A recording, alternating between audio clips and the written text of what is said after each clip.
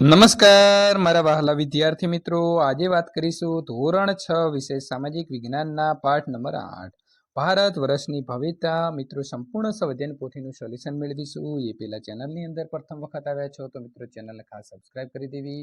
વિદ્યાર્થી મિત્રો પ્રથમ તમારે જાતે સોલ્યુશન કરી દેવું અને ત્યાર પછી અહીંથી જવાબ જોઈ શકો છો.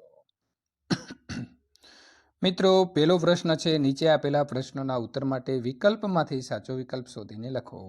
પ્રશ્ન નંબર 1, ઉત્તર ભારતના ગામડાઓના વડા વિશે કયું વાક્ય યોગ્ય છે? તો આપેલા તમામ સાચા છે, તો જવાબ લખીશું ડી. નિર્દેશન કલાની અંદર નીચેનામાંથી શાનો સમાવેશ થાય છે? તો નૃત્ય અને નાટક બંને આવે છે, તો સાચો જવાબ આવે છે વિદ્યાર્થી મિત્રો સી. નંબર 3, મહાભારતના લેખક વેદ વ્યાસ છે, તો રામાયણની અંદર આવશે વાલ્મીકી, તો સાચો જવાબ લખીશું બી. ત્યાર પછી નીચે પૈકી કઈ કૃતિમાંથી કાલિદાસ રચિત કૃતિ કઈ છે? તો આવશે રઘુવંશમ, સાચો જવાબ આવે છે બી, તો અહીં લખીશું આપણે બી. ત્યાર પછી નંબર 5, સમ્રાટ હર્ષવર્ધનના શાસનકાળ દરમિયાન ભારતમાં આવેલા ચીની મુસાફર કોણ હતા? તો યન શ્વાંગ, તો સાચો જવાબ આવે છે એ.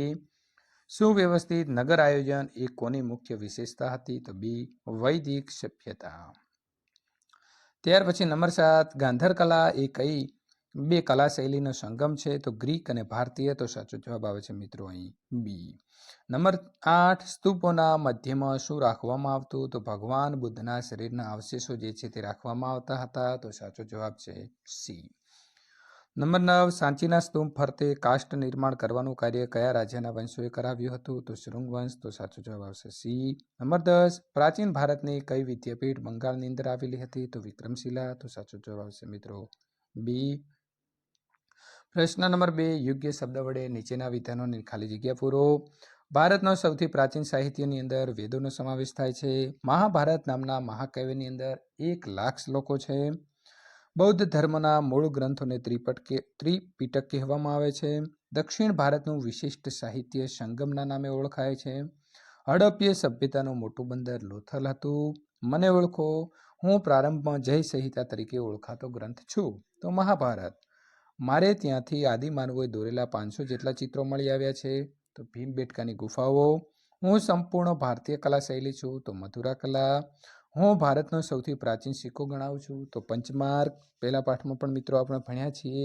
નીચેના વિધાનો ખોટા છે, તેના ઉપર છેકો મારી વિધાન ખરું બનાવો. હડપ્પીય સભ્યતાને કાંસ્ય યુગીન સભ્યતા પણ કહેવાય છે. ઉપનિષદોની સંખ્યા 108 છે. નાલંદા વિદ્યાપીઠ મિત્રો બિહાર રાજ્યની અંદર આવેલી છે. ઇલોરાનું શિવ મંદિર એક જ શિલામાંથી કોતરેલું છે. પ્રશ્ન નંબર 3, 1-2 વાક્યની અંદર જવાબ લખો. પહેલું છે કે પ્રાચીન ભારતમાં ખેતી કરવા સિંચાઈ માટે કઈ કઈ વ્યવસ્થાઓ કરવામાં આવતી? તો પ્રાચીન ભારતની અંદર ખેતીની સિંચાઈ માટે નહેરો, તળાવો અને કૃત્રિમ જળાશયોની વ્યવસ્થા કરવામાં આવેલી હતી. લલિત કલાની અંદર શાનો સમાવેશ થાય છે? તો લલિત કલાની અંદર ચિત્ર, સાહિત્ય, સ્થાપત્ય, સંગીત, માટીકલા વગેરેનો સમાવેશ થાય છે. નંબર 3, ઉપનિષદો અંદાજે કેટલા છે અને કોઈ પણ 4ના નામ આપો. તો ઉપનિષદો અંદાજે 108 છે, જેમ કે કંઠ, કેન, પ્રશ્ન અને મુંડક.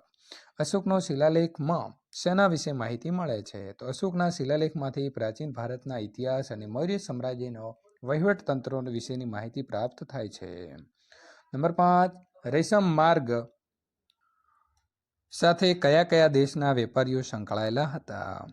તો રેશમ માર્ગ સાથે મુખ્યત્વે ચીન, ભારત, ઈરાન, અરબસ્તાન અને ગ્રીક વેપારીઓ સંકળાયેલા હતા.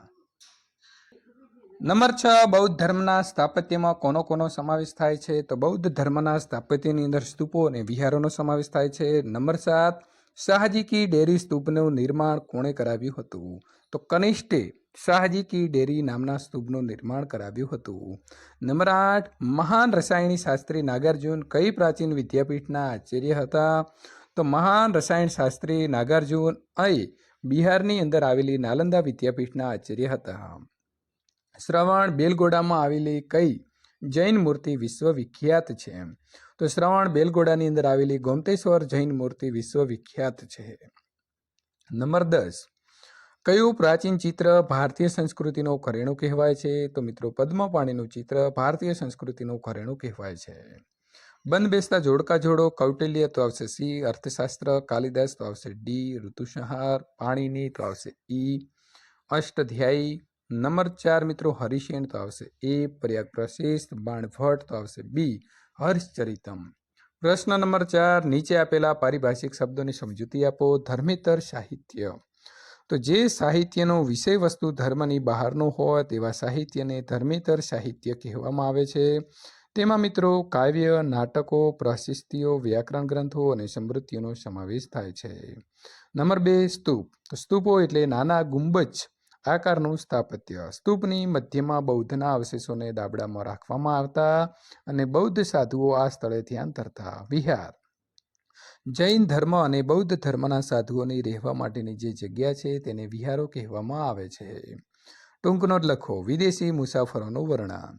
તો ભારતમાં સદીઓથી અનેક વિદેશી મુસાફરો આવતા રહ્યા છે, જેમણે પોતાના ભારત પ્રવાસની અંદર વર્ણનો લખ્યા છે અને તેમની આ પ્રવાસ નોંધોમાંથી ભારતીય સંસ્કૃતિ અને પ્રજાજીવનની માહિતી મળે છે. પ્રવાસો ઇન્ડિકા નામના ગ્રંથ જે છે તેઓ મિત્રો ઉત્કૃષ્ટ ગ્રંથ પણ તેમણે લખેલો છે. ત્યાર પછી આપણે અહીં રેખાંકિત નકશાની અંદર આ સ્થળો દર્શાવવાના હતા. નાલંદા વિદ્યાપીઠ છે, વિક્રમ અને ઓદંતપુરી જે બંગાળમાં આવેલી છે, સાંચીનો સ્તંભ અને ઇલોરાની ગુફાઓ. ત્યાર પછી વલ્લભી વિદ્યાપીઠ ગુજરાતમાં. તો આ પ્રકારે દર્શાવીશું. ત્યાર પછી પ્રશ્ન નંબર 6, માગ્યા મુજબ જવાબ આપો. વિવિધ ધર્મોના ધર્મગ્રંથો સાથે જોડવાના છે, એટલે કે ધાર્મિક ગ્રંથોની યાદી લખવાની છે. હિન્દુ ધર્મ માટે ભગવદ્ ગીતા, મુસ્લિમ ધર્મ માટે કુરાન, ખ્રિસ્તી ધર્મ માટે બાઇબલ, શીખ ધર્મ માટે ગુરુ ગ્રંથ સાહેબ, બૌદ્ધ ધર્મ માટે ત્રિપિટક. કેટલાક મિત્રો વિદેશી યાત્રીઓ પ્રાચીન ભારતની મુલાકાતે આવ્યા હતા. તેઓ ભારતમાં શા માટે આવ્યા હશે એ અંગે તમારા વિચારો લખો. તો આ મુસાફરો ભારતની સભ્યતા, સંસ્કૃતિ, રાજકીય પરિસ્થિતિ, આર્થિક પરિસ્થિતિઓ અને ભૌગોલિક બાબતોની જાણકારી પ્રાપ્ત કરવા માટે આવ્યા હશે. આની અંદર મિત્રો કેટલાક ધાર્મિક સાહિત્યના નામ જે છે તે સંકળાયેલા છે, તમારે શોધવાના છે અને એના ફરતે તમારે ગોળ જે છે મિત્રો કરવાનું રહેશે. પ્રથમ આપણે જોઈએ તો અર્થશાસ્ત્ર. તો આ પહેલી લાઈનની અંદર અર્થશાસ્ત્ર આ રીતે લખેલું છે. તો આ પ્રકારે તમારે બધા શોધતા જવાના છે અને તમારે લખવાના છે મિત્રો. બીજું છે મનુસ્મૃતિ. તો મનુસ્મૃતિ આ રીતે મિત્રો આડું પણ હોઈ શકે છે, તો આવી રીતે પણ તમે શોધી શકો છો. ત્યાર પછી મહાભારત છે, અષ્ટાધ્યાયી આગમ ગ્રંથો, ત્રિપિટક, મેઘદૂત, સામવેદ, યજુર્વેદ અને મલિંદો પાનો. વિદ્યાર્થી મિત્રો ત્યાર પછીના પાઠોનું સોલ્યુશન મેળવવા માટે અહીં આપેલી એન્ડ સ્ક્રીન ઉપર ક્લિક કરીને મેળવી શકો છો.